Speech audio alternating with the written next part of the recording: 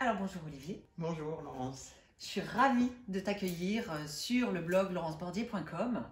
Alors Olivier, aujourd'hui, je voudrais d'abord que tu te présentes en quelques mots et on va parler d'un sujet que j'adore, mais je vais vous dire juste après de quoi il s'agit. Donc moi je suis coach dans le monde de l'entreprise depuis pas mal d'années et de plus en plus sensibilisé à tout ce qui touche à la santé globale. Et donc moi mon rôle c'est vraiment de diffuser des pratiques, des techniques pour le plus grand nombre. Donc soit à travers des conférences, soit des formations. Aussi un livre que j'écris avec ma femme Valérie qui est le guide de la santé globale chez Larousse.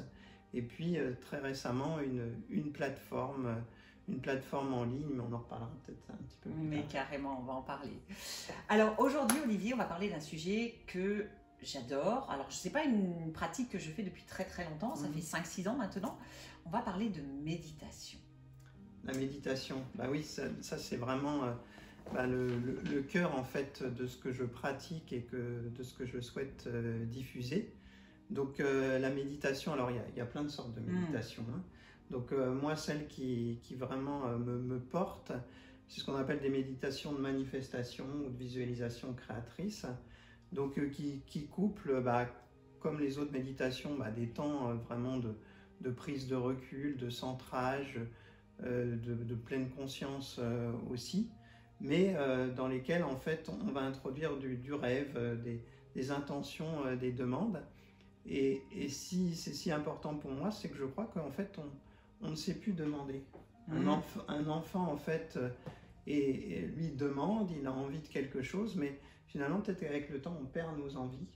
Et donc dans la générosité de l'instant présent, on va aller chercher ça et puis projeter. Et cette projection, cette visualisation, en fait, a des effets incroyables.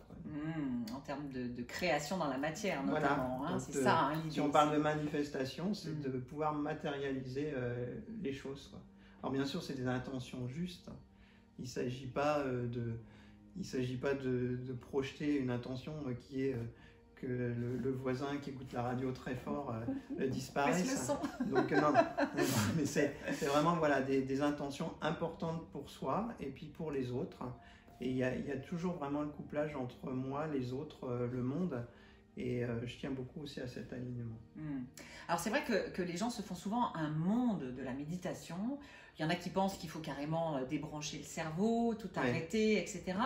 Est-ce que tu peux, juste en quelques mots, j'ai envie de dire, vraiment montrer que c'est quelque chose de très accessible à tout le monde et que finalement, c'est juste par la pratique qu'on va réussir à avoir des choses. Ce que je voudrais vous dire, c'est que même les plus grands méditants, là, les moines bouddhistes, etc., en fait, très régulièrement, pendant leur méditation, ont des pensées qui viennent. Donc des pensées qui viennent, ou des émotions, ou le corps qui se met à gratouiller, etc. Mais sachez que c'est totalement normal. Donc ce que je dirais, c'est considérer que votre pensée, votre cerveau est une sorte de cheval sauvage, et puis le cheval, de temps en temps, il fait des ruades. Donc c'est un peu un jeu, et au bout d'un moment, en fait, plutôt que de se sentir coupable, ce qui est important, c'est de jouer avec ça. Donc il y a des pensées qui viennent, ok, et puis je les accepte. Et plus je les accepterai, en fait, hein, c'est comme quelqu'un d'un peu têtu, hein, si vous cherchez à le barrer, il va revenir de façon encore beaucoup plus présente. Donc voilà, on accueille et puis on apprend cette souplesse. Et c'est un cycle, voilà.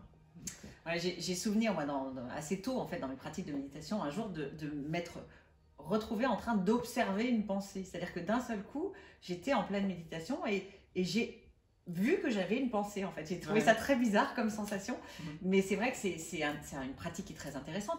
Alors, qu'est-ce qu'on peut en espérer? Toi, ça fait combien de temps maintenant que tu travailles au niveau de la méditation, que tu pratiques la méditation? En fait, je dirais que ça fait à peu près 8 ans. Et puis, depuis 5 ans, en fait, moi, j'adore transmettre. Donc, j'ai eu envie de transmettre, donc animer des ateliers en présentiel. Et puis, maintenant, avec le confinement, de plus en plus en ligne. Et ce que j'aime bien, c'est quand même qu'il y a un suivi, quoi. Et donc, il y a des gens qui participent à des séances, mais de séance en séance, en fait, on peut aller plus loin. Et puis, ce qui est important, c'est que ces manifestations, je les vis moi, ou on les vit avec Valérie. Par exemple, notre livre, Le Guide de la santé globale, on a projeté ensemble cette intention. Et dans les semaines qui ont suivi, il y a Larousse qui nous a appelés, donc qui est venu vers nous. Excellent. Et donc, vous voyez le pouvoir de l'intention, on appelle ça aussi la loi de l'attraction. Donc, on peut jouer avec ça et quand ça commence à marcher, en fait, c'est un peu grisant, quoi. C'est comme si on était perpétuellement dans la chance du débutant, en fait. Absolument. Avec cet état d'esprit de découverte, d'émerveillement, d'ouverture. Et je suis très contente, en fait, que tu sois là aujourd'hui avec moi parce que, en fait, il faut savoir que notre rencontre, elle est liée à la méditation. Parce que la personne qui nous a permis de nous rencontrer, en fait, pratiquait le Pilate chez moi.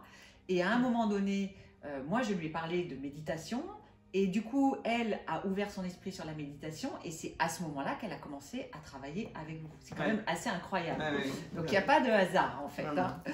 Alors, aujourd'hui, c'est vrai qu'il y a plein de façons de pratiquer la méditation. La façon dont tu proposes de la pratiquer, je trouve, est très intéressante parce qu'elle va plus loin que juste se mettre dans un état méditatif passif.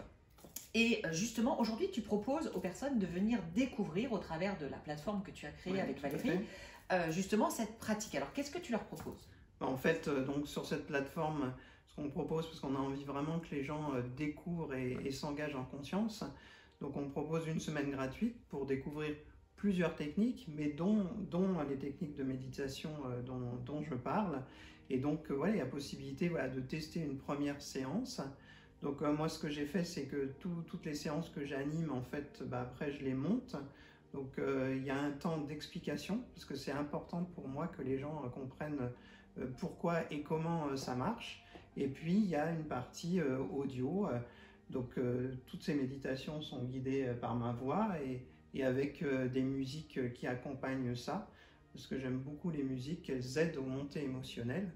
Et pour que nos intentions se manifestent, il faut les coupler avec ces montées émotionnelles. Faudrait que je vous explique un petit peu plus, mais vous pourrez le découvrir. Venez, en fait. On va vous inviter justement à venir découvrir la plateforme de la santé globale avec Olivier et Valérie et justement vous permettre d'expérimenter ces méditations qui sont vraiment très très puissantes. Il faut le vivre en fait, je crois qu'il n'y a pas de secret, il faut le vivre. Mais ce qui est intéressant, c'est qu'il y a beaucoup de gens qui me disent, dès le départ, en fait, on commence par des méditations relativement longues, mais qui sont guidées et qui sont des voyages. Et les gens disent, mais incroyable, quoi, combien de temps ça a duré? Je leur demande, combien de temps ça a duré? Ils me disent 10 minutes. Non, c'était 30 minutes. Donc en fait, je pense que c'est accessible à tous. Et vous pouvez très vite avoir de très belles expériences et qui vous font vous rendre plus puissant, mais au bon sens du terme en fait. Je confirme parce que j'ai expérimenté aussi. Alors si tu devais donner un dernier conseil, ça c'est important pour moi vraiment, pour que les personnes elles aient envie, la curiosité de vraiment s'y mettre, quel serait ce conseil? Le conseil en fait, c'est peut-être simplement de faire l'expérience. Pour vous de fermer les yeux pendant 5 minutes et de prendre conscience en fait de ce qui se passe en vous, de ce qui se passe dans votre tête, dans votre cœur, dans votre corps. Et déjà, rien que faire cette expérience pendant 5 minutes, vous pouvez mettre éventuellement un petit compte minutes. 5 minutes, vous êtes les yeux fermés. Et vous verrez que ça bouge dans tous les sens, à tous les niveaux. Et que plus on prend conscience de ces mouvements, finalement, plus on arrive à prendre une distance par rapport à eux.